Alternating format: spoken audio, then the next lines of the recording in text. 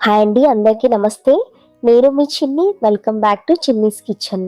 ఈరోజు మన ఛానల్లో టేస్టీ అండ్ క్విక్ రెసిపీ వచ్చేసి టొమాటో కర్రీ అండి. వంట రాని వాళ్ళైనా బ్యాచిలర్స్ అయినా ఈజీగా అలా చిటికెలో ఎలా ప్రిపేర్ చేయాలో చూపించబోతున్నాను. మీరు ఎప్పుడు చేసే విధానంలో కాకుండా ఓసారి ఇలా ట్రై చేసి చూడండి. చాలా తక్కువ పదార్థాలతో తక్కువ టైంలో సింపుల్గా అయిపోవడంతో పాటు ఈ టొమాటో కర్రీ అనేది 2 లేక 3 రోజుల పాటు నిలువ ఉంటుందండి. మరి ఇంకెందుకులే, ప్రాసెస్లోకి వెళ్దామా? ముందుగా స్టవ్ మీద ఒక కడాయి పెట్టుకొని అందులోకి ఒక 3 టేబుల్ స్పూన్ల వరకు ఆయిల్ని యాడ్ చేసుకోండి. ఇక్కడ నేను ఒక 1/2 kg వరకు టొమాటోల్ని తీసుకుంటున్నాను కాబట్టి 3 టేబుల్ స్పూన్ల వరకు ఆయిల్ని తీసుకుంటున్నానండి. ఈ టొమాటో కర్రీకి కొంచెం ఆయిల్ ఎక్కువగానే పడుతుంది.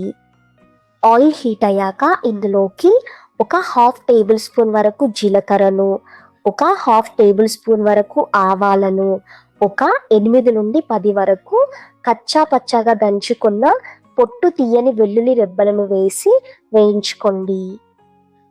మంటను లో ఫ్లేమ్లోకి అడ్జస్ట్ చేసుకుని ఈ వెల్లుల్లి రెబ్బలు అనేవి గోల్డెన్ కలర్ వచ్చేంత వరకు వేయించండి.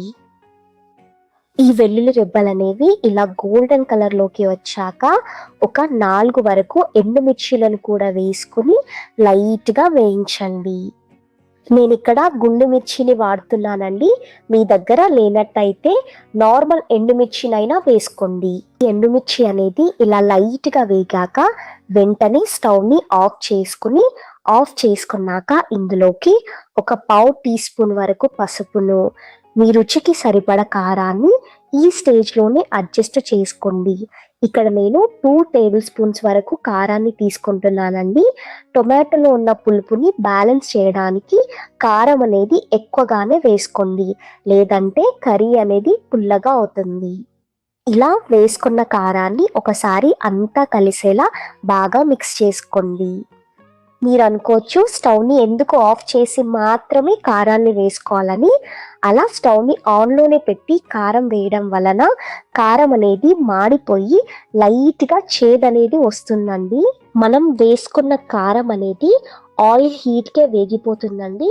ఇప్పుడు స్టవ్ని ఆన్ చేసిన వెంటనే ఇందులోకి ఒక 1/2 kg వరకు సన్నగా తరిగి పెట్టుకున్న టొమాటో ముక్కలను వేసి అంతా కలిసేలా బాగా మిక్స్ చేసుకోండి. ఇప్పుడు ఇందులోకే మీ రుచికి సరిపడ ఉప్పును కూడా వేసేసుకొని ఫైనలీ ఒకసారి మిక్స్ చేసి మూత పెట్టి లో ఫ్లేమ్లో మధ్యలో కదుపుకుంటూ కుక్ చేసుకోండి.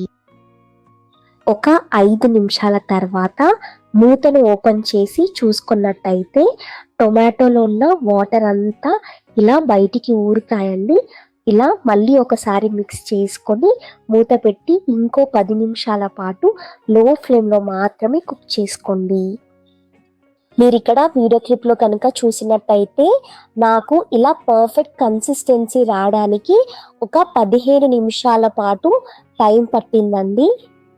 సో మీరు కూడా ఈ టొమాటోలు అనేవి చక్కగా ఉడికి ఇలా ఆయిల్ పైకి తేలేంత వరకు ఉడికించుకుంటే సరిపోతుంది. అంతే అండి. ఈ కన్సిస్టెన్సీ వచ్చాక స్టవ్ని ఆఫ్ చేసుకుని సర్వ్ చేసుకోవడమే. ఇది అన్నంలోకి అయినా చపాతీలోకి అయినా చాలా బాగుంటుంది. పెరుగు కాంబినేషన్తో అయితే చెప్పనక్కర్లేదు. సో మీరు కూడా తప్పకుండా ట్రై చేశాక ఎలా కుదిరిందో కింద కామెంట్ సెక్షన్లో నాతో షేర్ చేసుకోవడం మర్చిపోకండి. మరిన్ని సింపుల్ రెసిపీస్ కోసం మన ఛానల్ని సబ్స్క్రైబ్ చేసుకోండి.